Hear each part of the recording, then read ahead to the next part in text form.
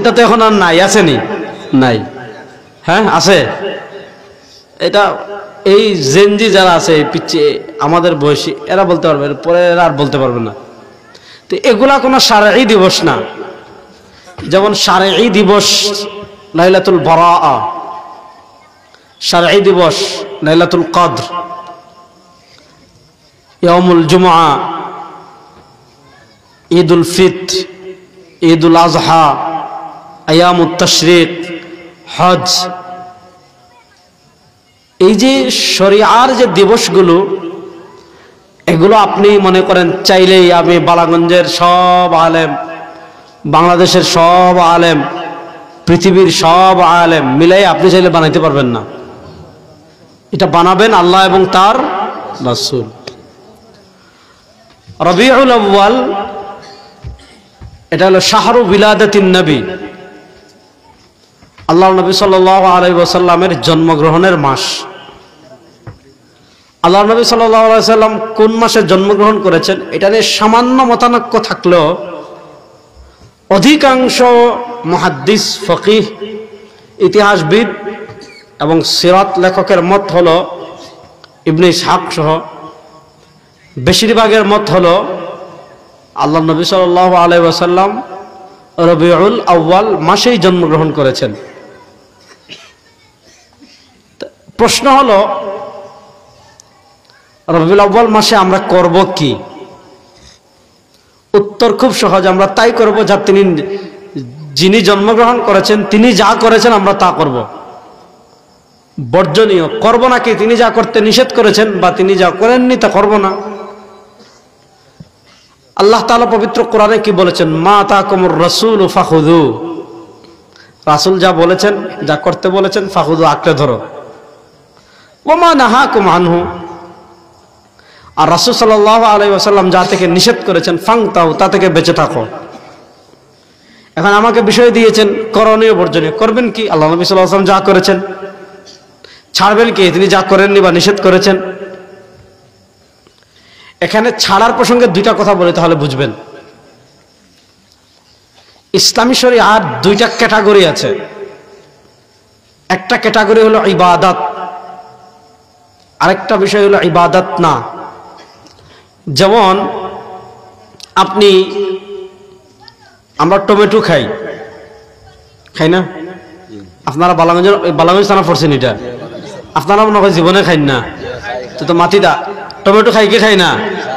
আচ্ছা, আমরা সিলেট হয় মখা মাছ, ছোট ছোট মখা মাছ আসেনি? মখা মাছ জীবনে খাইছেন না? এরকম খেয়ে খেয়ে আসেন দেখি আত্মলক্ষা, মোটামুটি সবাই খাইছেন।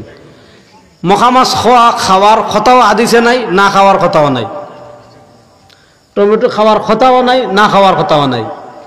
মূলা খাইনি, শীতকালে এলে খাইবা। মূলা খাওয়ার কথাও নাই, না খাওয়ার কথাও নাই।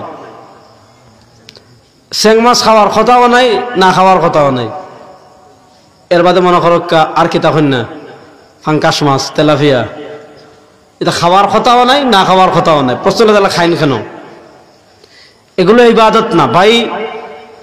ইবাদত না যে বিষয়গুলো, এই বিষয়গুলোর ক্ষেত্রে শরিয়ার মূলনীতি হলো যে আপনি দেখেন এটা নিষেধ আছে কিনা।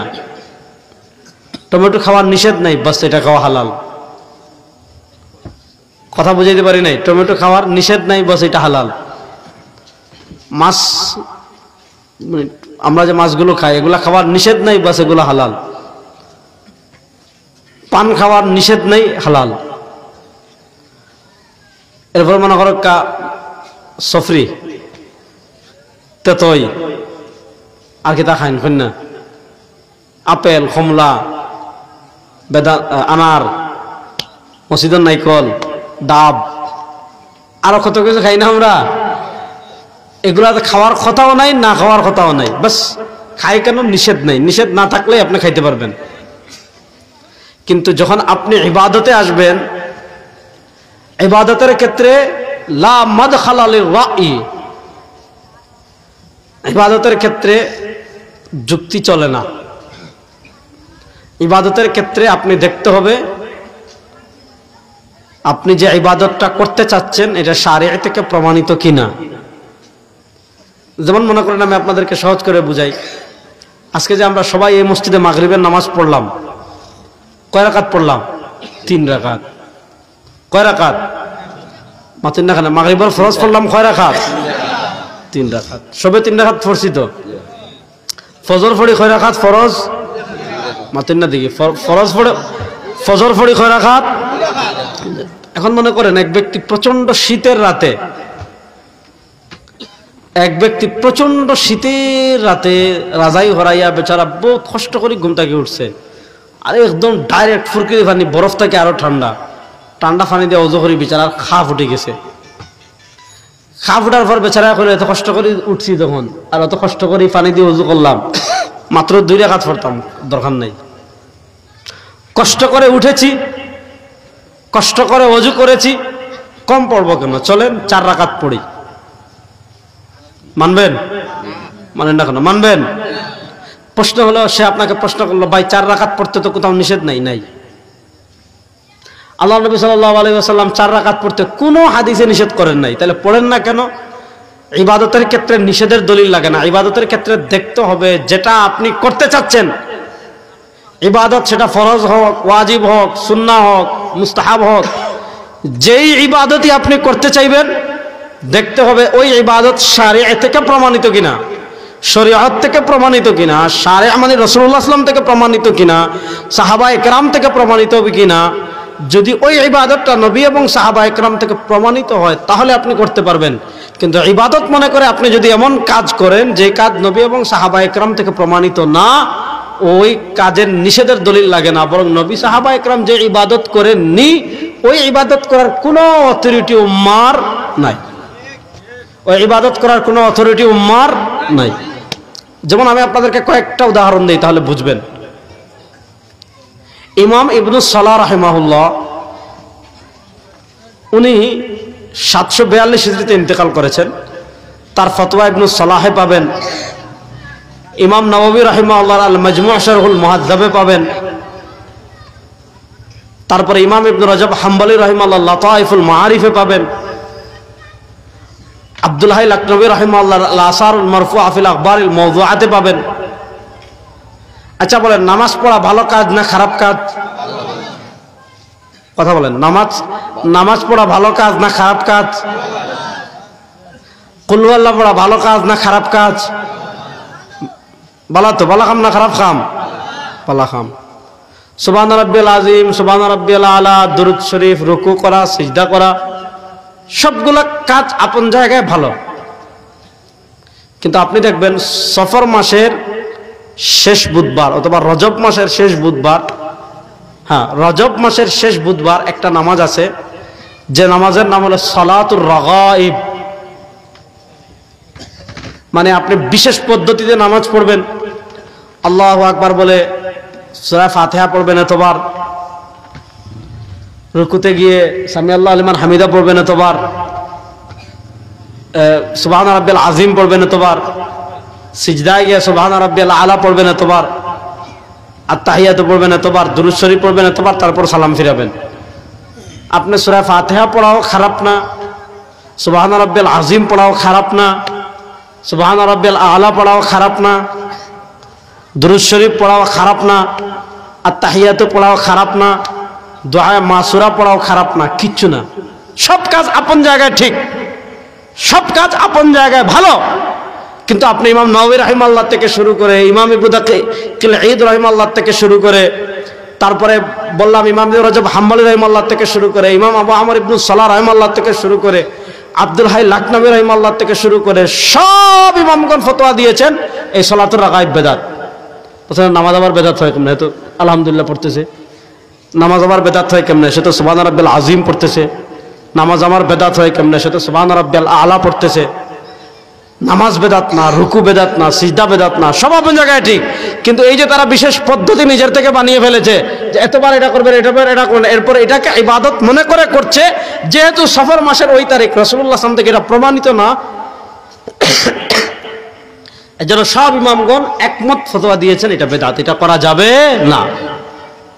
এজন্য রবিউল আউয়াল মাসের সবচেয়ে বড় শিক্ষা কি?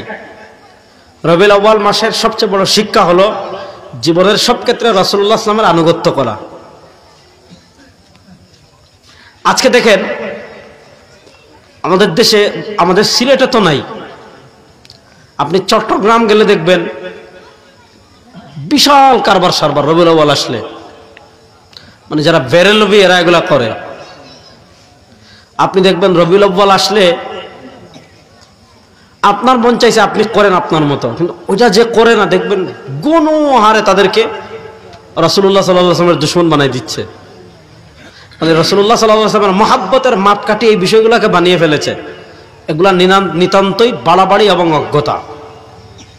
আল্লাহ তাআলা আমাদেরকে সব ধরনের বাড়াবাড়ি এবং ছাড়াছাড়ি থেকে মুক্ত থাকার তৌফিক দান করুক। আল্লাহ তাআলা আমাদের সবাইকে সব ধরনের বাড়াবাড়ি এবং ছাড়াছাড়ি থেকে হেফাজত করুক। আসেন আমরা পরের প্রসঙ্গে যাই।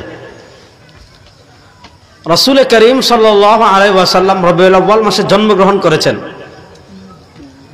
আল্লাহর নবী সাল্লাল্লাহু আলাইহি ওয়াসাল্লাম জন্মগ্রহণ করা এটা পৃথিবীর শ্রেষ্ঠ একটা আনন্দের বিষয়। আচ্ছা, আল্লাহ নবী সাল্লাল্লাহু আলাইহি ওয়াসাল্লাম দুনিয়াতে জন্মগ্রহণ করেছেন, এতে আপনি খুশি না বেজার?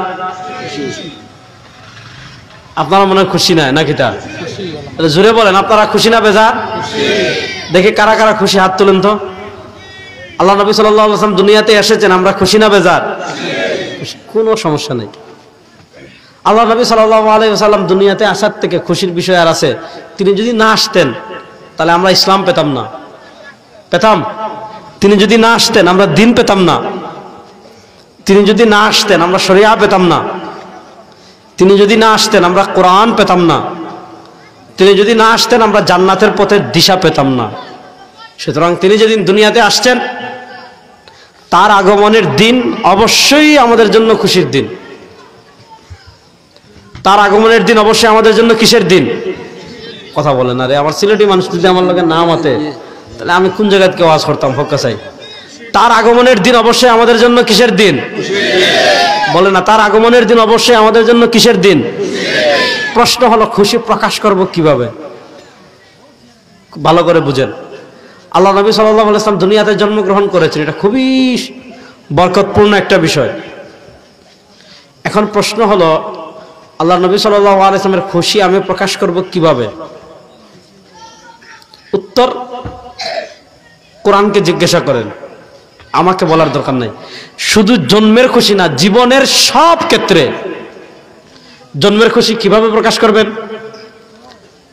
খাবার কিভাবে খাবেন, কিভাবে ঘুমাবেন, কিভাবে ব্যবসা করবেন, হ্যাঁ, কিভাবে বাথরুমে যাবেন, কিভাবে গোসল করবেন, কিভাবে পরিবার চালাবেন, কিভাবে নামাজ পড়বেন, কিভাবে ত্যায্য সম্পত্তি ভাগ করবেন, কিভাবে রাজনীতি করবেন, কিভাবে সমাজ চালাবেন, কিভাবে রাষ্ট্র চালাবেন, কিভাবে সংবিধান দেখবেন, কিভাবে সংসদ চালাবেন, কিভাবে বিচার করবেন, কিভাবে রাষ্ট্র পরিচালনা করবেন, সব ক্ষেত্রে আল্লাহ তাআলা স্পষ্ট ভাষায় বলেছেন মাইয়ুতির রাসূল ফাকাদ আতা আল্লাহ। সব ক্ষেত্রে পথ একটাই, সেটা হলো ইতাআতে রাসূল। সব ক্ষেত্রে রাসূল করিম সাল্লাল্লাহু আলাইহি ওয়াসাল্লামের আনুগত্য করতে হবে। আপনি জন্মের আনন্দ প্রকাশ করবেন কিভাবে? উত্তর সহজ, যেভাবে রাসূল সাল্লাল্লাহু আলাইহি ওয়াসাল্লাম করেছেন। আপনি ঘুমাবেন কিভাবে? উত্তর সহজ, যেভাবে নবী ঘুমিয়েছেন। আপনি খাবেন কিভাবে? উত্তর সহজ, যেভাবে রাসূল সাল্লাল্লাহু আলাইহি ওয়াসাল্লাম খেয়েছেন। আপনি পরিবার চালাবেন কিভাবে? উত্তর সহজ, যেভাবে রাসূল সাল্লাল্লাহু আলাইহি ওয়াসাল্লাম চালিয়েছেন। আপনি নামাজ পড়বেন কিভাবে? যেভাবে রাসূল সাল্লাল্লাহু আলাইহি ওয়াসাল্লাম পড়েছেন। আপনি রাজনীতি করবেন কিভাবে? যেভাবে রাসূল সাল্লাল্লাহু আলাইহি ওয়াসাল্লাম করেছেন। আপনি বিচার করবেন কিভাবে? যেভাবে রাসূল সাল্লাল্লাহু আলাইহি ওয়াসাল্লাম কি করেছেন। আপনি অর্থনীতি পরিচালনা করবেন কিভাবে? যেভাবে রাসূল সাল্লাল্লাহু আলাইহি ওয়াসাল্লাম করেছেন। আপনি রাষ্ট্র পরিচালনা করবেন কিভাবে? যেভাবে রাসূল সাল্লাল্লাহু আলাইহি ওয়াসাল্লাম করেছেন। অর্থাৎ আমাদের সবকিছুর জন্য লাকাদ কানা লাকুম ফি রাসূলিল্লাহি উসওয়াতুন হাসানা। আমাদের জন্য আল্লাহর নবী, আল্লাহ আমেরিকাকেও আদর্শ বানান নাই, রাশিয়াকেও আদর্শ বানান নাই, চীনকেও আদর্শ বানান নাই, জাপানকেও আদর্শ বানান নাই, জার্মানকেও আদর্শ বানান নাই, অমুককেও বানান নাই, তমুককেও বানান নাই, কাউকে বানান নাই। লাকাদ কানা লাকুম ফি রাসূলিল্লাহি উসওয়াতুন হাসানা। আমাদের জন্য জীবনের সব ক্ষেত্রে নবী করিম সাল্লাল্লাহু আলাইহি ওয়াসাল্লাম আদর্শ। সুতরাং সবার আগে আমরা আমার নবীর আদর্শের কাছে যাব। নবীর আদর্শের বাইরে আমরা এক চুলও কোথাও যাব না। বলেন, নবীর আদর্শের বাইরে এক চুলও কোথাও যাব না। রবিউল আউয়াল মারামারি করবেন না, জীবনেও না। কেন করবেন ভাই? সব তো নবীর উম্মাহ। আজকে আপনি মারামারি করেন সামান্য বেশি না, আর কি তেল আমাদের শরীরে না। তেলের পরিমাণ তো বেশি হয়ে গিয়েছে, ঠিক না? আপনি পৃথিবীর অবস্থা দেখেন। বাংলাদেশে আমরা কুমিরের মুখে আছি, কুমিরের মুখে। আজকে আমরা গাজার জন্য হাজারি করি না? আমি গত সপ্তাহের আগের সপ্তাহে দেখে আসছি সরাসরি, কি ভয়াবহ বিপর্যয়। না দেখলে আপনি বিশ্বাস করতে পারবেন না, বুঝছেন? বাংলাদেশের চারপাশে মিনি ইসরায়েল আছে, আমাদেরকে খাবলে খাওয়ার জন্য রেডি। আর আপনি এই কঠিন সময়ে ছোট্ট একটা বিষয় নিয়ে ইখতিলাফ করে, মারামারি করে, বিভক্তি তৈরি করে ফেলেছেন। আমি আপনাদেরকে সহজ সিস্টেম বলে দেই, কোনো মারামারি নাই। আল্লাহ নবী সাল্লাল্লাহু আলাইহি ওয়াসাল্লামের জন্মের আনন্দ কিভাবে প্রকাশ করবেন? সহজ, যেভাবে রাসূল সাল্লাল্লাহু আলাইহি ওয়াসাল্লাম করেছেন। রাসূল সাল্লাল্লাহু আলাইহি ওয়াসাল্লাম কিভাবে করেছেন এটা হাদিসে দেখেন, পেয়ে যাবেন। এত দূরে যাওয়ার দরকার নাই, খুব মুসলিম শরীফে পাবেন।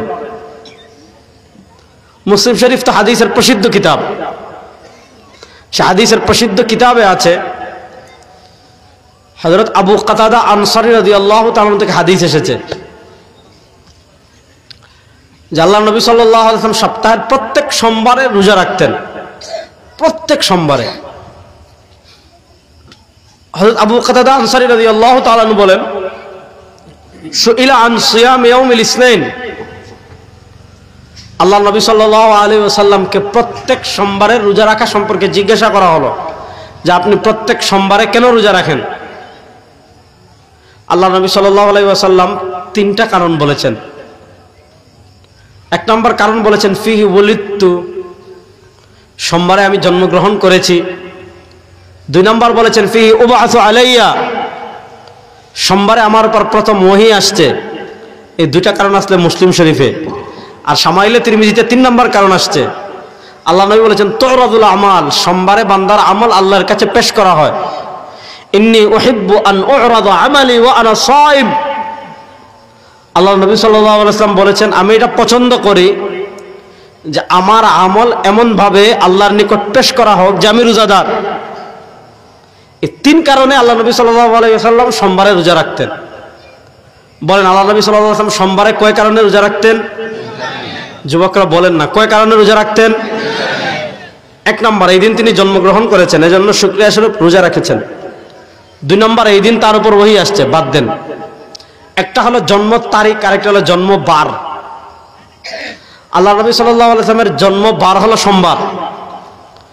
জন্ম বার আসে সপ্তাহে একবার, আর জন্ম তারিখ আসে বছরে একবার। ভালো করে বুঝেন, জন্ম বার আসে সপ্তাহে একবার, আর জন্ম তারিখ আসে বছরে একবার। শেখ হাসিনা ভারতে পালিয়ে গিয়েছেন 5ই আগস্ট। 5 আগস্ট বছরে আসবে একবার। আর তিনি যেই দিন পালিয়েছেন ওই দিন কি বার ছিল? আর না, শনিবার নাকি? আমার মনে নাই কি বার ছিল। আচ্ছা যাক, সোমবার। না না, আপনার হাদিস দিয়া সোমবার মিলে নিছেন। হ্যাঁ, আচ্ছা একবারে তো তার ফেলাইছেন, ঠিক না বেটি? দরক্কা সোমবার বা দরক্কা মঙ্গলবার।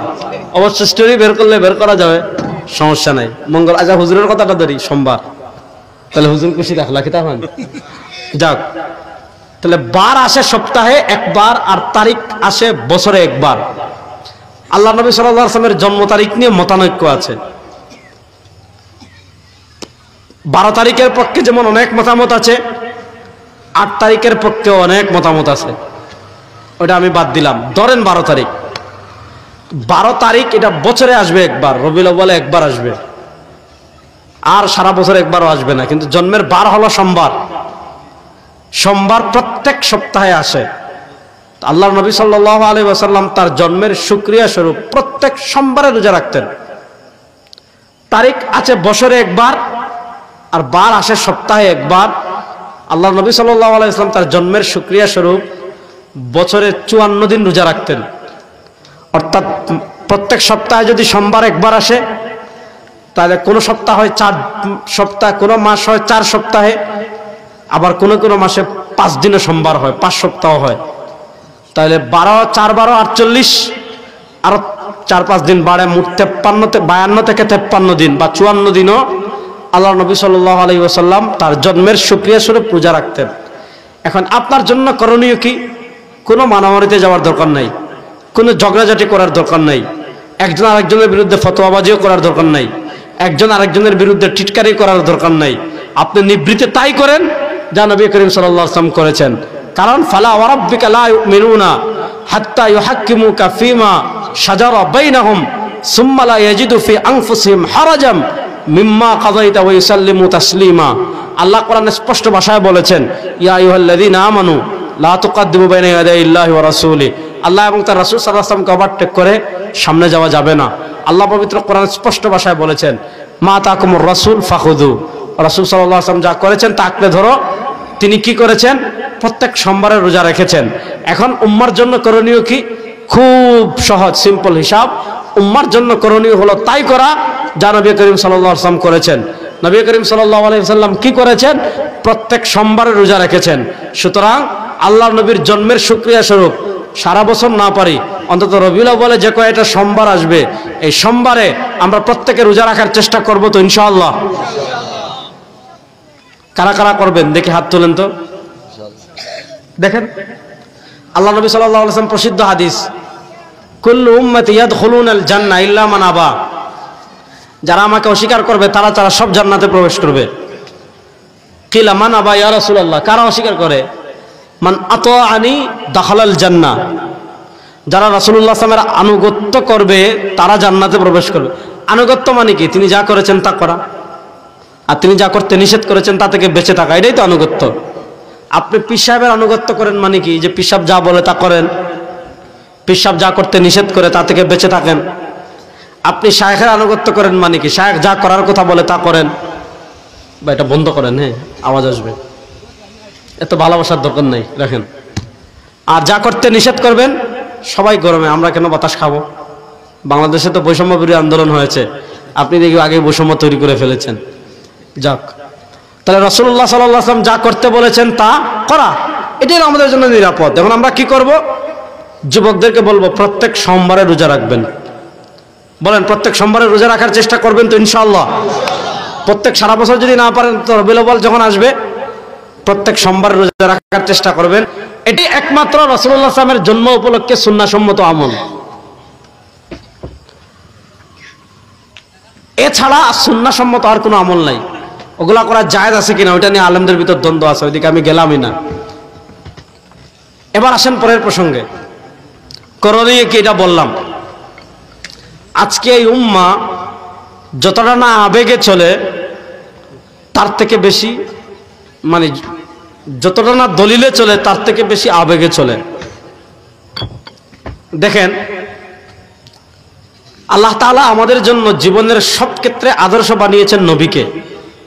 এই যুবকরা ভালো করে কান করে খাড়া করে শুনবেন, যে কয়েকটা সংক্ষিপ্ত সময় কয়েকটা কথা বলে চলে যাব।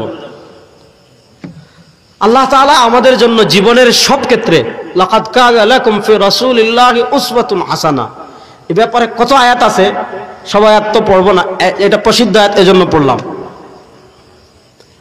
আজকে পৃথিবীতে 250 কোটি মুসলিম। মুসলমানরা অতীতে এত সংখ্যা ছিল কিনা সন্দেহ আছে। মুসলমানদের 57টা কান্ট্রি আছে, 57টা। আপনি দেখেন পৃথিবীতে এতগুলা মুসলিম রাষ্ট্র, কত হাজার কোটি বর্গমাইল আমাদের। মুসলমানদের আজকে পারমাণবিক অস্ত্র আছে, এটম বম। মুসলমানদের একটা রাষ্ট্র আছে যেটা আগে আমরা ছিলাম, পাকিস্তান।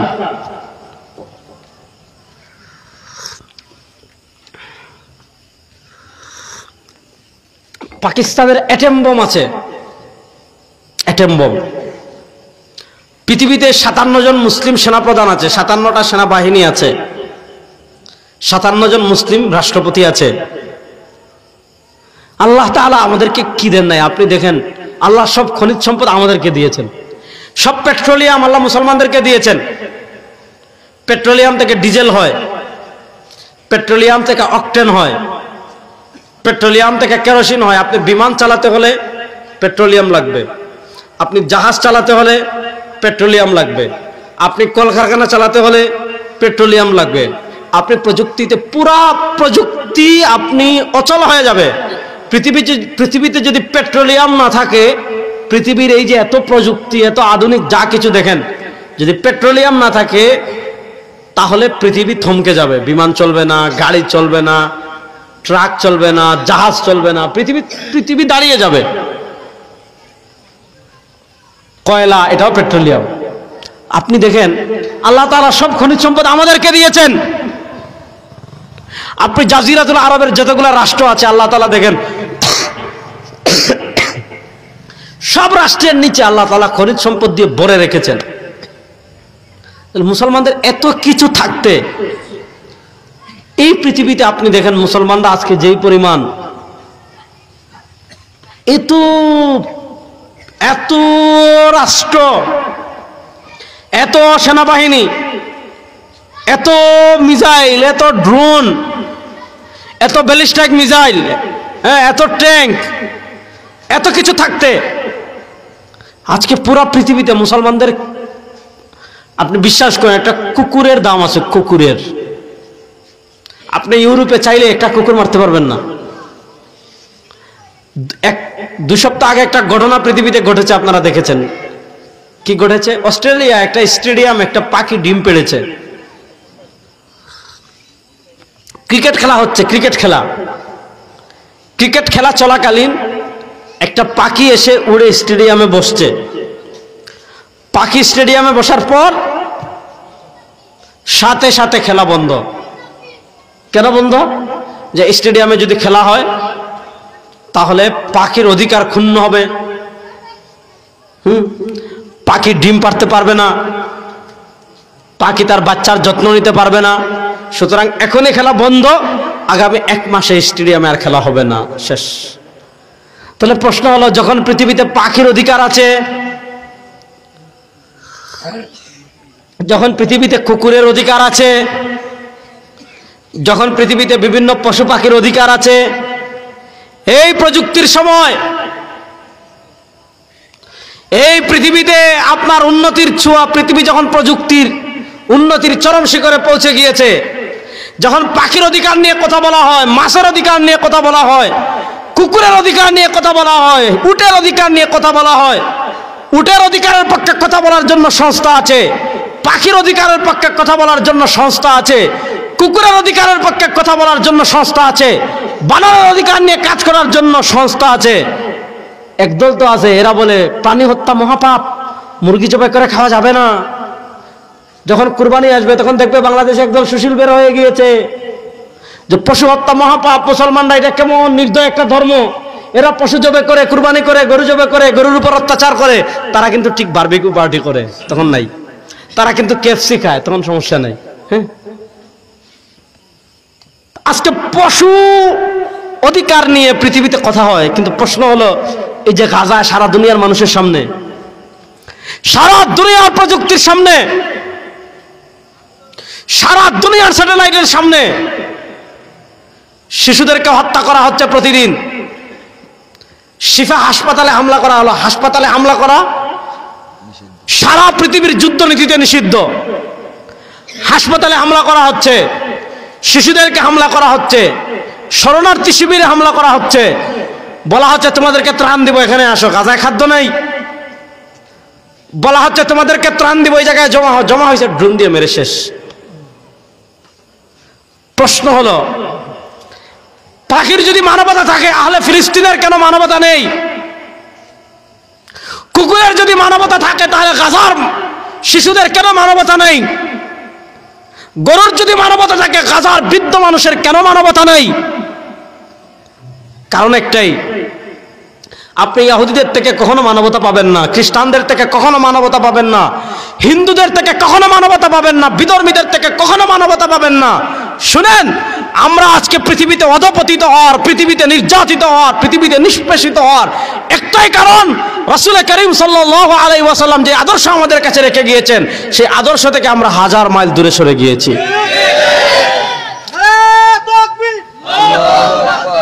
মাশাআল্লাহ। চাষাবাজ বুঝলে তো? কথা ভালো করে বুঝেন। আজকে রবিউল আউয়াল আসলে আমরা খাবার দাবার নিয়ে কি বিশাল আয়োজন। ঈদে মিলাদুন নবী আছে কিনা এটা নিয়ে মারামারি করতে নাই, মানুষকে খাওয়ানো যাবে কিনা এটা নিয়ে মারামারি করতে নাই রে ভাই। কথা হলো কতটুকু কার মধ্যে নবীর আদর্শ আছে খবর নেন।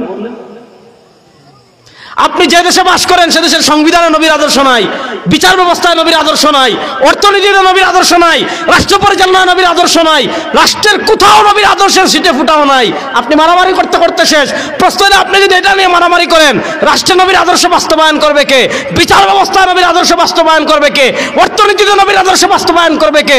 রাজনীতিতে নবীর আদর্শ বাস্তবায়ন করবে কে? ইহুদিরা আইসা। আজকে আমরা নবীর আদর্শ বাস্তবায়ন করি কোন জায়গায় জানেন? ভালো করে বুঝেন। আজকে আমাদের মাথায় ভূত কেমনে ঢুকাইছে ভালো করে বুঝেন যুবকরা। দেখবেন ভাত খাইতে গেছে শ্বশুর বাড়ি, অথবা দাওয়াত খাইতে গেছে, মেজবান খাইতে, অথবা 40 খাইতে গেছে। হাহারে, বাংলাদেশের 40 21 এগুলো না হইলে চলে না। হ্যাঁ, আমাদের সিলেট একটু বেশি। কিছু কিছু এলাকায় আছে, মনে করেন গতকালকে পত্রিকায় নিউজ আসছে, এক ব্যক্তি ঋণ তার এত বেশি, ঋণ দিতে না পেরে, ঋণ পরিশোধ করতে না পেরে আত্মহত্যা করে মারা গেছে। বুঝছেন না? ঋণ পরিশোধ করতে না পেরে আত্মহত্যা করে মারা গেছে। এখন তার আত্মীয় স্বজন, যে ব্যক্তি ঋণ পরিশোধ না করার মানে ঋণ দিতে পারেন না, বেচারা গোলা ফাঁস লাগি মরে গেছে। ওটা মরার পরে তার লাগি ঋণ করিয়া 4000 মানুষের 40 খাওয়াইছে। যে বেটা ঋণ পরিশোধ করতে না পারিয়া নিজে মরে গেছে, তার বেটার 4000 না 2000 মানুষের ঋণ করিয়া তার আত্মীয় স্বজনে কিতা করছে, 40 খাওয়াইছে। এই আমাদের দেশের মানুষের অবস্থা। আমি আপনাদেরকে বলি, আজকে দেখুন আপনি কোথায় খাইতে যান, খাওয়ার আগে দেখবেন হাত ধোয়, হাত ধৌত করে। জিজ্ঞাসা করেন, ভাই হাত ধৌত করেন কেন? কইবা হাত ধোয়া সুন্নত। আলহামদুলিল্লাহ, খুব ভালো জিনিস, একমত, হাত ধুইবেন অবশ্যই।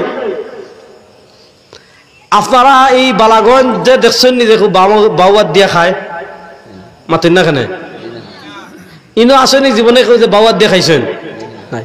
আমরা খাই কোনার দিয়া, আপনারা গুছা বলেছেন মাতিবা, কোনার দিয়া খাই।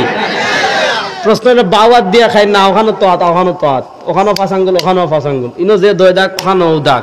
হ্যাঁ, তাহলে প্রশ্ন হলো আপনি ইয়াদ দি খাইন না, ইয়াদ দি খাইন কেন? বাউয়াত দি না খাইয়া ডাইনাত দি খাইন কেন? আপনি যে ডাইনাত দি খায় তারে জিজ্ঞাসা এবারে, ভাই তুই বাউয়াত দি খাস না, তোর জীবনে তোর বাউয়াত দি খাইলে না, বিড়িটাও বাউয়াত দি খায় না, খায়নি না। খুব কম মানুষ খায় কিনা আমি জানি না। আমাদের দেশে সিগারেট কোনার দি খায়, মাথেন না দিকে আপনারা যারা খাইন তারা হক্কা কোনার দি খায়, বাউয়াত দি খায় না, কেউ সিগারেট খায় না। অন্ত সিগারেটটাও কোনাতে চলে, ডাইনাতে চলে। তাহলে জিজ্ঞাসবেন, ভাই আপনি খাবারটা ডাইন হাতে কেন খাচ্ছেন? যে বলবে, ভাই ডাইনাতে খাওয়া সুন্নত। আলহামদুলিল্লাহ। এখানে আবার কই না যে আপনারা সব সিগারেট খাওয়ার অনুমতি দিচ্ছেন, এটা আমি কইয়েন না। দেখবেন সে হাত ধোয়ার ক্ষেত্রে রাসূলুল্লাহ সাল্লাল্লাহু আলাইহি ওয়াসাল্লামের আদর্শ খুঁজে। আলহামদুলিল্লাহ, ভালো। আমাদের দেশে এখন একটা ফ্যাশন হয়ে গিয়েছে। হ্যাঁ, আজকে মুসলমানদের কত অধপতন, একটা হাদিস বলি তাহলে আরো বুঝবেন। আল্লাহ নবী সাল্লাল্লাহু আলাইহি ওয়াসাল্লাম বলেছেন, লা তাত্তাবিউন্না সুনানা মান কানা ক্বাবলাকুম শিবরাম বিশিবরিন ওয়া যিরাআম বিযিরাইন হাত্তা লাউ সালাকু ফি জুহরি যাব্বিন লা সালাকতুমু। আরে আমার উম্মার উপর এমন একটা সময় আসবে, আমার উম্মার উপর এমন একটা কাল আসবে, আমার উম্মার উপর এমন একটা যুগ আসবে, লা তাত্তাবিউন্না সুনানা মান কানা ক্বাবলাকুম। আমাদের নবী তার আদর্শ আমাদের কাছে রেখে গিয়েছেন, কিন্তু এই উম্মার উপর এমন একটা প্রজন্ম তৈরি হবে, এই উম্মার মধ্যে এমন একটা শ্রেণী তৈরি হবে, এই উম্মার মধ্যে এমন একটা জামাত তৈরি হবে, লা তাত্তাবিউন্না সুনানা মান কানা ক্বাবলাকুম শিবরাম বিশিবরিন ওয়া যিরাআম বিযিরাইন হাত্তা লাউ সালাকু ফি জুহরি যাব্বিন লা সালাকতুমু। মুসলমানরা আল্লাহ নবীর আদর্শ বাদ দিয়ে, মুসলমানরা কোরআন বাদ দিয়ে, মুসলমানরা রাসূলুল্লাহ সাল্লাল্লাহু আলাইহি ওয়াসাল্লামের সুন্নাহ বাদ দিয়ে প্রত্যেকটা কদমে কদমে সব কাজে মুসলমানরা ইহুদি এবং খ্রিস্টানদের অনুসরণ করবে। অনুসরণ কতটুকু করবে? হাত্তা লাউ সালাকু ফি জুহরি যাব্বিন। ইহুদি খ্রিস্টানরা গু খাইছে, মনে করেন গুড়ে প্যাকেটিং করে সুন্দর করে দিচ্ছে, মুসলমান দেখবে না যে গু খাইয়া ফেলবে, কারণ তার প্রভু ইহুদি খ্রিস্টান খাইছে। হেরা মুদ খাইছে, মুসলমানরা মুদ খাবে। হেরা ল্যাংটা, মুসলমানরা ল্যাংটা। হেরা চুল এখানে একটু রাখে, মুসলমান এখানে লাগবে। হেরা ফাড়া প্যান্ট ফিন্দে, মুসলমানদের ভিতর সিরা প্যান্ট ফিন্দার সংস্কৃতি আছে না নাই? দেখবেন টাকনুর হেরা কি করে, মহিলাদের পোশাক উপরে তুলে আর পুরুষের পোশাক নিচে নামায়। ইসলাম বলে মহিলারা ঢেকে রাখবে, পুরুষরা খুলবে, পুরুষরা 70 পরিমাণ থেকে খুলতে পারবে হাঁটু পর্যন্ত। ইহুদি খ্রিস্টানরা কি করে, মহিলারে খোলায় আর পুরুষরা বুরকা পরায়। ঠিক না বে ঠিক? আমাদের দেশে দেখবেন এখন ফ্যাশন বের হয়েছে টাকনুর নিচে পোশাক পরা, প্যান্ট পরা, প্যান্ট বানাই আমাদের টাকনুর নিচে। এখন আরেকটা আমাদের সিলেট এটা আসে না, ঢাকায় গেলে দেখবেন এখন আরেকটা সংস্কৃতি বের হয়েছে হাফ প্যান্ট পরা। আপনি ভিআইপি এলাকায় যাবেন, আপনি বিভিন্ন বিমানবন্দরের লাউঞ্জে যাবেন, গেলে বসলে দেখবেন হাফ প্যান্ট, এটা একটা ফ্যাশন যে হাফ প্যান্ট পরা। যেই ছেলেটা হাফ প্যান্ট বাইরে পরে, ওই ছেলেটা জীবনে কখনো মসজিদে হাফ প্যান্ট পরে নামাজে যাবে না, পাবো না, রাসূলুল্লাহর নিষেধ আছে মসজিদে গেলে। এবং যে ফ্যান ফিন্দিছে টাকনোর নিচে, হ্যাঁ যখন মসজিদে ঢুকে দেখবো আজখানি তলগালা বটিলায়, সিলেটি ভাষায় কইলাম, মানে বলিলায় যে বলে কি বলেন আমার তিন না দেখি ওলা বলেনি জিগাইবারে ভাই তুই কেন বললে ভাই মসজিদে গিয়ে আবার টাকনোর নিচে কেন পড়া হারাম। ভালো কথা, আলহামদুলিল্লাহ, যে আমি খুব ভালো কাজ। কিন্তু প্রশ্ন হলো, যেই ছেলে হাত ধোয়ার ক্ষেত্রে নবীর আদর্শ খুঁজলো, যেই ছেলে মসজিদে ঢোকার ক্ষেত্রে নবীর আদর্শ খুঁজলো,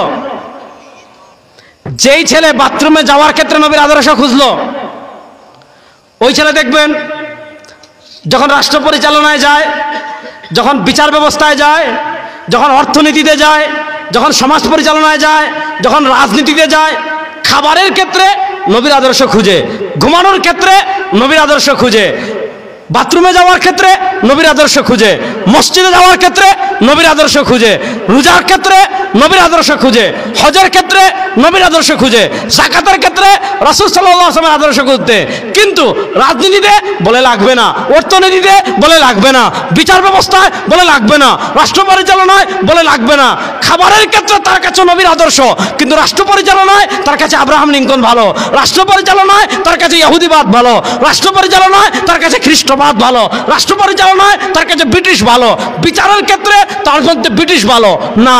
একজন প্রকৃত মুসলমানকে, একজন প্রকৃত আশিকে রাসূলকে, একজন প্রকৃত ইমানদারকে, যে ঘর থেকে নিয়ে খাবার থেকে নিয়ে রাষ্ট্র পরিচালনা পর্যন্ত সব জায়গায় নবীর আদর্শ প্রতিষ্ঠা করবে, আল্লাহ নবীর আদর্শের বাইরে এক চুলও যাবে না। আল্লাহ নবীর আদর্শের বাইরে এক চুলও যাবে। কিন্তু এই জায়গা হইলে এই উম্মার ব্যর্থতা। এই শতাব্দীতে এই উম্মার ব্যর্থতার জায়গা কোনটা জানেন? এই শতাব্দীতে এই উম্মার ব্যর্থতার জায়গা হলো আমাদের তারুণ্যকে তারা এই জায়গায় পথভ্রষ্ট করে ফেলেছে। আমরা মনে করি কি ইসলাম মানে তো মসজিদে নামাজ পড়া। আলহামদুলিল্লাহ, নামাজ তো অবশ্যই ইসলামে আছে।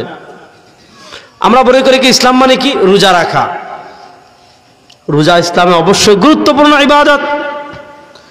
আমরা মনে করি ইসলাম মানে কি হজ করা, অবশ্যই হজ ইসলামের ইবাদত। আচ্ছা বলেন, ইসলামে যেমন ইবাদত আছে, মনোযোগ, আমার নবী সাল্লাল্লাহু আলাইহি ওয়াসাল্লাম যেমন আমাদেরকে ইবাদত কেমনে করবে এটা যেমন শিখিয়েছেন, সাল্লু কামা রাআইতুমুনি উসাল্লি, নামাজ পড়ো যেভাবে আমাকে পড়তে দেখেছো, এটাও বলেছেন খুযু আন্নী মানাসিকাকুম, সাহাবীরা দেখো আমি কেমনে হজ করি, আমার মতো হজ করো। ফাইন্নী লা আদরি লামা হুজ্জা বাদা আমি মাদা, এই বছর পর আর হজ করতে পারবো কিনা জানি না। আল্লাহ নবী সাল্লাল্লাহু আলাইহি ওয়াসাল্লাম যেমন আমাদেরকে নামাজ শিখিয়েছেন, নামাজের ক্ষেত্রে আপনি রাসূলুল্লাহর পদ্ধতি ফলো করেন। আল্লাহ নবী সাল্লাল্লাহু আলাইহি ওয়াসাল্লাম আপনি আমাদেরকে রোজা শিখিয়েছেন, রোজার ক্ষেত্রে আপনি রাসূলুল্লাহ সাল্লাল্লাহু আলাইহি ওয়াসাল্লামের পদ্ধতি ফলো করেন। আল্লাহ নবী সাল্লাল্লাহু আলাইহি ওয়াসাল্লাম আমাদেরকে হজ শিখিয়েছেন, হজের ক্ষেত্রে আপনি রাসূলুল্লাহ সাল্লাল্লাহু আলাইহি ওয়াসাল্লামের পদ্ধতি ফলো করেন। বিচার কেমনে করবেন, কেউ পাপ করলে বিচার কেমনে করবেন, কেউ অপরাধ করলে বিচার কেমনে করবেন, কেউ খুন করলে বিচার কেমনে করবেন, কেউ চুরি করলে বিচার কেমনে করবেন, কেউ রাহাজানি করলে বিচার কেমনে করবেন, কেউ ধর্ষণ করলে বিচার কেমনে করবেন, কেউ চাঁদাবাজি করলে বিচার কেমনে করবেন, কেউ ইফটিজিং করলে বিচার কেমনে করবেন, কেউ ধর্ষণ করলে বিচার কেমনে করবেন, কেউ দেশের টাকা বিদেশে পাচার করলে বিচার কেমনে করবেন, কেউ ব্যাংক ডাকাতি করলে বিচার কেমনে করবেন, কেউ শেয়ার বাজার ডাকাতি করলে বিচার কেমনে করবেন, কেউ বিদেশে বেগমপাড়া তৈরি করলে বিচার কেমনে করবেন, কেউ রাষ্ট্রের টাকা আত্মসাৎ করলে বিচার কেমনে করবেন। আল্লাহ নবী সাল্লাল্লাহু আলাইহি ওয়াসাল্লামের বিচার কেমনে করবেন, কিভাবে করবেন, কখন করবেন, কতটুকু করবেন, এগুলা সব রাসূলুল্লাহ সাল্লাল্লাহু আলাইহি ওয়াসাল্লাম থেকে বর্ণনা আছে না নাই? এগুলা সব রাসূলুল্লাহ সাল্লাল্লাহু আলাইহি ওয়াসাল্লাম আমাদেরকে শিখিয়েছেন কি শিখান নাই? সব শিখিয়েছেন। কিন্তু এই প্রশ্ন, এই উম্মার সমস্যা কি জানেন? এই উম্মার সমস্যা হলো সব ক্ষেত্রে রাসূলুল্লাহ সাল্লাল্লাহু আলাইহি ওয়াসাল্লামের আদর্শ বাস্তবায়নের তারা চেষ্টা করে না। এজন্য রবিউল আউয়াল মাস আসলে করণীয় কি করতে হবে? আল্লাহ নবী সাল্লাল্লাহু আলাইহি ওয়াসাল্লামের পূর্ণাঙ্গ জীবনী জানতে হবে। আমি তো এখানে চ্যালেঞ্জ করে বলি, এই যে এত মানুষ দাঁড়িয়ে আছেন, পিছিয়ে আছেন, যারা মাদ্রাসায় পড়েছেন ওনারা হয়তো সিরাতে খাতমুল আম্বিয়াটা দর্শে পড়েছে এতটুকুই। যারা মাদ্রাসায় পড়েন, স্কুলে পড়েন, কারা কারা থেকে হাত তোলেন তো, স্কুল কলেজে লম্বা করে হাত তোলেন। এখন সবাই মাদ্রাসায় পড়েন, হাত তুললেন না ভাই, কিছু জিগা মনে একটু হাত তুলেন না দেখি। আচ্ছা মাদ্রাসায় যারা পড়েন তারাও হাত তুলেন দেখি। মাদ্রাসায় যারা পড়েন তারা সিরাতে খাতমুল আম্বিয়া ছাড়া হাত নামান। আর স্কুলে যারা পড়েন এরা আল্লাহ নবী সাল্লাল্লাহু আলাইহি ওয়াসাল্লামের যে কোনো একটা সিরাত, মনোযোগ, যারা স্কুলে পড়েন তারা যে কোনো, আর যারা মাদ্রাসায় পড়েন তারা সিরাতে খাতমুল আম্বিয়া ছাড়া আল্লাহ নবী সাল্লাল্লাহু আলাইহি ওয়াসাল্লামের কোনো একটা সিরাত শুরু থেকে শেষ পর্যন্ত পড়েছেন। এরকম কে কে আছেন দেখি হাত তোলেন তো। ওই একজন মাত্র, দুইজন, তিনজন, চারজন। আমি পরে জিজ্ঞাসা করবো কিন্তু যে কি কি পড়ছেন, হাত বুঝা তুইলেন। হ্যাঁ, এখন আপনারা একটা জিনিস খেয়াল করেন, আমি যে জিনিসটা বুঝাতে চাচ্ছি, রাসূল সাল্লাল্লাহু আলাইহি ওয়াসাল্লাম আমাদের জন্য আদর্শ। বলেন রাসূল সাল্লাল্লাহু আলাইহি ওয়াসাল্লাম আমাদের জন্য, বলেন না রাসূল সাল্লাল্লাহু আলাইহি ওয়াসাল্লাম আমাদের জন্য, বলেন না রাসূল সাল্লাল্লাহু আলাইহি ওয়াসাল্লাম আমাদের জন্য আদর্শ। অর্থাৎ আপনি হাঁটার ক্ষেত্রে তাকে ফলো করতে হবে, ঘুমানোর ক্ষেত্রে তাকে ফলো করতে হবে, খাওয়ার ক্ষেত্রে তাকে ফলো করতে হবে, বিয়ে শাদীর ক্ষেত্রে তাকে ফলো করতে হবে, ত্যায্য সম্পত্তি বন্টনের ক্ষেত্রে তাকে ফলো করতে হবে, ইবাদতের ক্ষেত্রে তাকে ফলো করতে হবে, রাজনীতির ক্ষেত্রে তাকে ফলো করতে হবে, বিচারের ক্ষেত্রে তাকে ফলো করতে হবে, নেতৃত্বের ক্ষেত্রে তাকে ফলো করতে হবে, রাষ্ট্র পরিচালনার ক্ষেত্রে তাকে ফলো করতে হবে, জীবনের সব ক্ষেত্রে আপনাকে তাকে ফলো করতে হবে। যেহেতু জীবনের সব ক্ষেত্রে আপনাকে তাকে ফলো করতে হবে, এবার যাকে জীবনের সব ক্ষেত্রে ফলো করতে হবে তার সম্পর্কে জানার দরকার আছে না নাই? অথচ এই প্রজন্ম টিকটক দিয়ে এই প্রজন্মকে ব্যস্ত করে ফেলেছে, ইউটিউব দিয়ে এই প্রজন্মকে ব্যস্ত করে ফেলেছে, ফেসবুক দিয়ে এই প্রজন্মকে ব্যস্ত করে ফেলেছে। এজন্য রবিউল আউয়াল মাস উপলক্ষে একটা কাজ করবেন সবাই, আল্লাহর নবী সাল্লাল্লাহু আলাইহি ওয়াসাল্লামের পূর্ণাঙ্গ সিরাত, অনেক সুন্দর সুন্দর কিতাব, নবী রাহমাত মুহাম্মদ সৈয়দ আবু হাসান নদভী রাহিমাহুল্লাহর অনেক সুন্দর কিতাব, আশরাফ আলী থানভী রাহিমাহুল্লাহ নাশরুত তিব অনেক সুন্দর কিতাব, মাওলানা ইদ্রিস কান্দলাবী রাহিমাহুল্লাহর সিরাতে মুস্তাফা, আরো অনেক সিরাতের কিতাব আছে, আর রাহিকুল মাখতুম আছে, আরো বহু কিতাব আছে, সিরাত ইবনে হিশাম আছে, সিরাত ইবনে ইসহাক আছে, ইবনে ইসহাক বাদ দেন, সিরাত ইবনে হিশাম আছে, ভালো অনুবাদ হয়েছে। অন্তত যারা স্কুলে পড়েন অথবা যারা তরুণ আছেন আপনারা প্রত্যেকেই আল্লাহ নবী সাল্লাল্লাহু আলাইহি ওয়াসাল্লামের একটা পূর্ণাঙ্গ সিরাত শুরু থেকে শেষ পর্যন্ত পড়ার চেষ্টা করবেন তো ইনশাআল্লাহ? দেখছেন ইনশাআল্লাহ পায় নাই। আল্লাহ নবী সাল্লাল্লাহু আলাইহি ওয়াসাল্লামের একটা সিরাত পড়ার পূর্ণাঙ্গ চেষ্টা সবাই করবেন তো ইনশাআল্লাহ? দেখি কারা কারা চেষ্টা করবেন, হাত তুলেন তো ইনশাআল্লাহ। আল্লাহ নবী সাল্লাল্লাহু আলাইহি ওয়াসাল্লামের একটা পূর্ণাঙ্গ সিরাত পড়ার চেষ্টা করবেন তো ইনশাআল্লাহ? দুই নম্বর হলো রবিউল আউয়াল থেকে আপনি যে জিনিসটা শিখবেন সেটা হলো আমার জীবনে, আমার থেকে আমি শুরু করব, আমার জীবনের সব ক্ষেত্রে, আমার পোশাকের ক্ষেত্রে, আমার চেহারার ক্ষেত্রে, আমার ফ্যামিলি পরিচালনার ক্ষেত্রে, আমার বিয়ে শাদী করার ক্ষেত্রে, আমার ত্যায্য সম্পত্তির ক্ষেত্রে আল্লাহ নবী সাল্লাল্লাহু আলাইহি ওয়াসাল্লামের আদর্শ আছে কিনা? আছে না? আমাদের দেশে যে বিয়ে শাদী রাসূলুল্লাহ সাল্লাল্লাহু আলাইহি ওয়াসাল্লামের আদর্শ আছে? বলেন না। আমাদের দেশের যে বিয়ে শাদী এগুলোতে রাসূলুল্লাহ সাল্লাল্লাহু আলাইহি ওয়াসাল্লামের আদর্শ আছে। এই যে দেখেন আমাদের দেশে আপনারা এলাকাত আছে কিনা জানি না, আমার বাড়ি তিন থেকে বেশি দূরে নয়, খানাইঘাট তালবাড়ি। এই যে আমাদের দেশে এখন একটা কুসংস্কার আমি আপনাদেরকে বলি, বিয়ে করেন নাই কারা কারা দেখে হাত তুলেন তো। আল্লাহ তাআলা আপনাদের দ্রুত বিয়ের ব্যবস্থা করুক। আমার বিয়ে শাদী করার নিয়ত নাই মনে হয়, একটু জোরে আমিন বলেন তাইলে আল্লাহ তাআলা আপনাদের দ্রুত বিয়ে শাদীর ব্যবস্থা করে দেন। আচ্ছা বলেন, হ্যাঁ আপনি খাবারের ক্ষেত্রে নবীর আদর্শ মানলেন, বিয়ে শাদীর ক্ষেত্রে নবীর আদর্শ মানার দরকার আছে না নাই? মুরব্বীরা বলেন, অভিভাবকরা বলেন, বিয়ে শাদীর ক্ষেত্রে নবীর আদর্শ মানার দরকার আছে না নাই? আছে। আল্লাহ নবী সাল্লাল্লাহু আলাইহি ওয়াসাল্লাম বলেছেন, ইন্না আযমান নিকাহি বারাকা আইসারুহুমা উনা। আল্লাহ তাআলা ওই বিয়েতে বারাকা বেশি দেন যেই বিয়েতে খরচ যত কম হয়। এই যে আপনি বিয়ে উপলক্ষে আপনার বেয়াইর সাথে অথবা তালুর সাথে, আমরা আগে দেখতাম গরুর বাজারে, কুরবানির গরুর বাজারে গরুর দর কষাকষি হয়। এক গরুর যে বিক্রি করবে সে বলে 10,000, আর যে গরু কিনবে সে বলে 5,000। এভাবে গরু নিয়ে আমরা দেখেছি দর কষাকষি হয়। কিন্তু আমাদের দেশে এখন আরেকটা জিনিস নিয়ে দর কষাকষি হয়, সেটা কি? বেয়াই সাহেব বরযাত্রী, আমরা সিলেটি ভাষা কই বৈরাতি, কতজন লইয়া বৈরাতি আইতে আমাদের বেয়াই সাহেব 150 না, বেয়াই সাহেব আমার গোষ্ঠী তো আরো বড়, 5 জন 10 জন বাড়াক্কা, 20 জন বাড়াক্কা। এখন হিবিআই এখন 200 আর ইবিআই এখন 150। এখন লাগে ঝগড়া, বেআই সাহেব আর কজন বাড়াক্কা, আরো 10 জন বাড়াক্কা, 160। না বেআই সাহেব আমার গোষ্ঠী বড়, আমার আত্মীয় স্বজন খেস কুটুম বেশি, আর একটু বাড়াক্কা 170, আর একটু বেআই অজ্ঞাই দক্কা 180। এরপরে আপনি কিতা করলা, বাস চাইলা, টেম্পু চাইলা, লেগুনা চাইলা, আর কোনটা না পাইলে যদি বারিশার দিন হয় তোলার কারকো এখন চাইলা। এখন যে আপনি এই যে 150 জন লইয়া, 200 জন লইয়া, 300 জন লইয়া এই যে কমিউনিটি সেন্টারে বিয়া করাত গেলা, রাসূলুল্লাহ সাল্লাল্লাহু বিয়ে করলেন, সাহাবা একরাম বিয়া করলা, কয় দিন কতজন লইয়া বিরাতি লইয়া গেছেন ফক্কা চাই। এই যে বরযাত্রীতে আমরা খাবার খাই, এটা হারাম বলবেন রেজাউল করিম আপনার সব ফতোয়া দিয়ে গেছে। আপনি রাসূলুল্লাহ সাল্লাল্লাহু আলাইহি ওয়াসাল্লামের আশিক, ভালো কথা, আলহামদুলিল্লাহ, খুব ভালো। আপনার বিয়ে শাদীতে দেখেন আল্লাহ নবীর আদর্শ আছে কিনা। আপনি বরযাত্রী ইসলামের কোথায় বলেন, কোনো জায়গাত নাই ভাই। বরযাত্রী খান থেকে আইছে আমি কইতাম নি, মাতেন না দেখি, বরযাত্রী খান থেকে আইছে আমি কইতাম নি। আমি লেখছেন হাকিমুল উম্মত আল্লামা আশরাফ আলী থানভী রহমাতুল্লাহ লেখছেন, ভারতে হিন্দু হলে যে বিয়া করতা, এক এলাকা থেকে আর এক এলাকাত যখন যাইতা, অনেক সময় আছে হিন্দু বেটিরে তার বাপে অনেক সময় দামি জিনিস দে, বুঝছেন নি। এখন দামি জিনিস যেহেতু দে, এখন বেটা এক গাঁও থেকে আরেক গাঁও, তার তখন তো গাড়ি ঘোড়ার যুগ ছিল না, মধ্যখানে বিশাল হাওর থাকতে পারে, বিশাল এলাকা থাকতে পারে, খালি জায়গা। দেখা যায় অনেক সময় ডাকাইতে হলে আক্রমণ করবো, ফতো আক্রমণ করে সপ্তাহ নিতে কি পারে। তো বেটা কিতা করতো, যে সময় আনাজ যাইতো ওই সময় এলাকার তাগড়া মস্তান যেগুলো আছেন 10-15টা বাউটা, আর কোনটা নাই, কোনো কাম নাই, খায় আর ঘুরে বাউটামি করে, আছে না নাই। এরকম 10-15টা মানে জোয়ান দেখিয়া লইয়া যাইতো, বা 15-20টা দেখিয়া লইয়া যাইতো, যে যাতে নিরাপদে যেতা পায়, তার বউ সুদ্ধা সব লইয়া হে কিতা করতে পারে, নিরাপদে আইতে পারে। এই যে শুরু হয়েছিল যে ডাকাইতে যাতে আক্রমণ না করে, রাস্তায় নিরাপত্তা দেওয়ার লাগি এলাকার মস্তান 10-15টা বা তার যুবক 10-15 জন লইয়া যাইতো। এইটা আস্তে আস্তে আস্তে আস্তে আস্তে আস্তে আস্তে আস্তে আস্তে হইতে হইতে মুসলমানদের ভিতর আইছে, আইতে আইতে আইতে আইতে আইতে আইতে আইতে আইতে আইতে আইতে এখন বরযাত্রী হয়ে গেছে।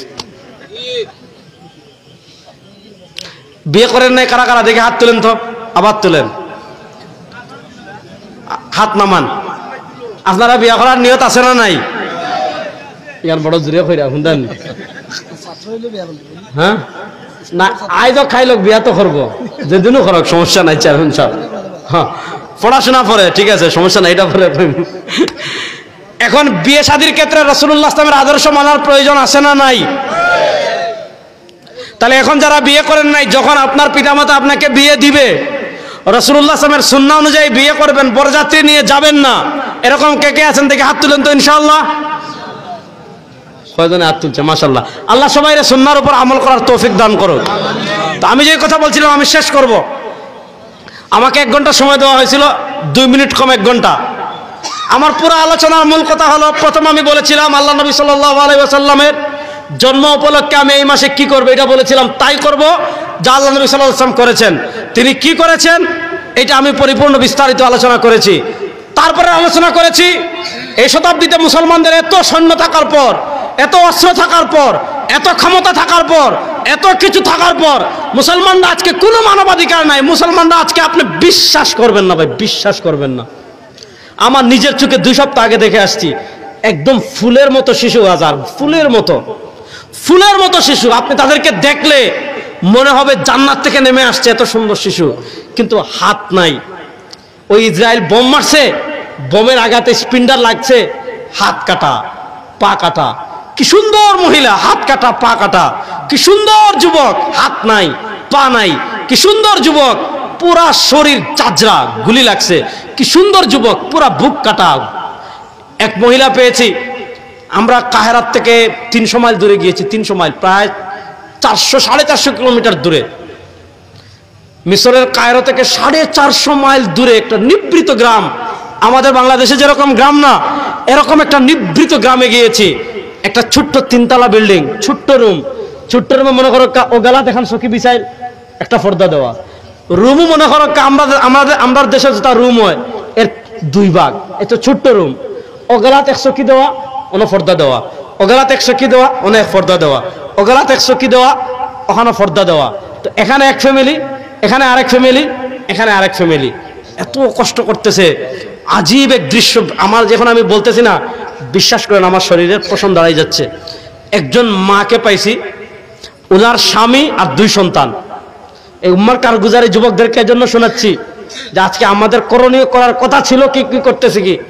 একজন মাকে পেয়েছি, উনার স্বামী উনার বাড়িতে ইসরায়েল বোম মেরেছে বাড়িতে। তো বোম যখন মেরেছে উনার স্বামী জায়গায় শহীদ হয়ে গেছেন। জায়গায় শহীদ হওয়ার পর ওনার 2 সন্তান আমাদেরকে ছবি দেখাইছে। মানে মনে করবেন আপনি এত সুন্দর চেহারা এদের দেখার পর মনে হবে যে এই মাত্র এরা আসমান থেকে জান্নাতের ফুল নেমে এসেছে, এত সুন্দর। এই 2 ছেলে ওনারে মানে ওই পারে গাজা আর এপারে হলো মিশরের রাফা। ওনার 2 ছেলে ওনারে এই পারে দিয়ে আবার যুদ্ধ করতে গাজায় চলে গেছে। মানে রাফায় তার মাকে রেখে আবার গাজায় যুদ্ধ করতে চলে গেছে।